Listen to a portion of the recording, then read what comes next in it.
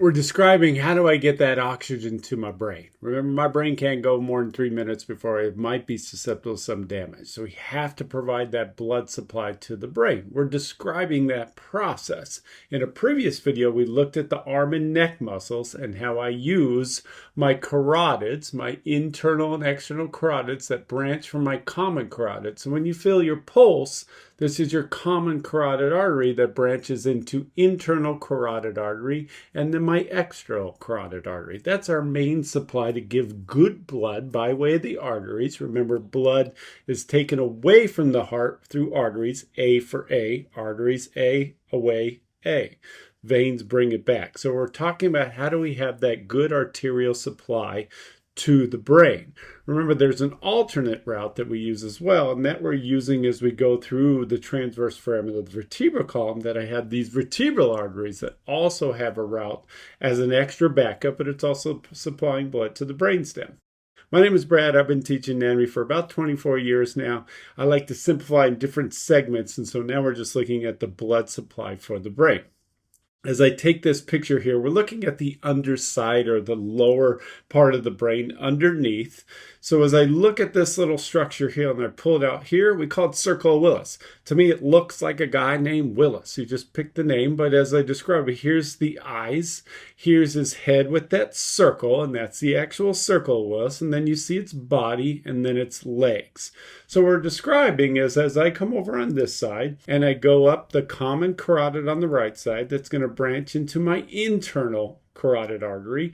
On the left side, as it branches inward, I go internal carotid. So you can see on this picture, it's describing that the internal carotid artery's been cut, but it's come up from my neck and hit that point. So that's where we're supplying all that good blood, about 80% of all the good blood. When I say good, the oxygenated blood.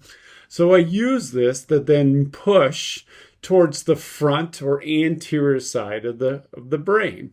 And we're doing that by way of these circles here. So I'm ultimately going to reach the anterior cerebral artery. So anterior side of the cerebrum. We're primarily supplying good blood to the frontal lobes and the parietal lobes through these anterior cerebral arteries.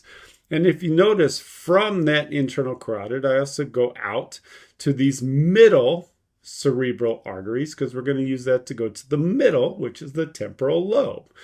As I do that, I have to connect it, and that's where we're using what's called the anterior communicating artery and the posterior communicating artery, because this allows to create what we call that circle, to we're creating a continuous flow of good blood through that Circle of Willis. So we're using the anterior cerebral, which would come up further.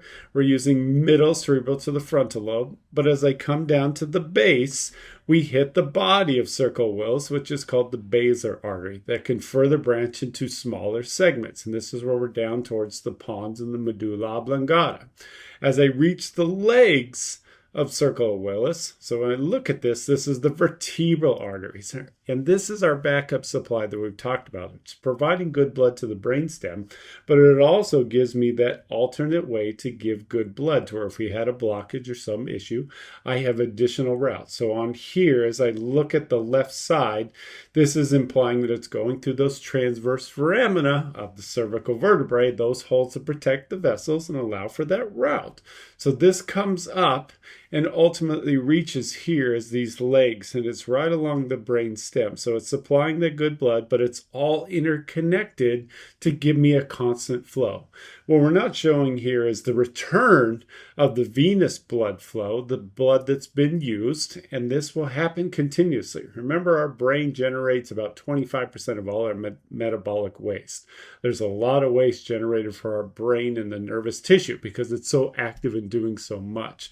So we have to be able to flush that, and we'll use that for the veins. But this is describing the unique structure on the underside of the brain and how we supply that good blood, starting with branching from the aorta to go to that brachiocephalic trunk on the right side only, and then on my left side, my common carotid, but on the left side. And that branches into my internal that reaches this piece here. It's been cut, but then to supply all that good blood. This is the Circle of Willis and that good supply and oxygenated blood to the brain.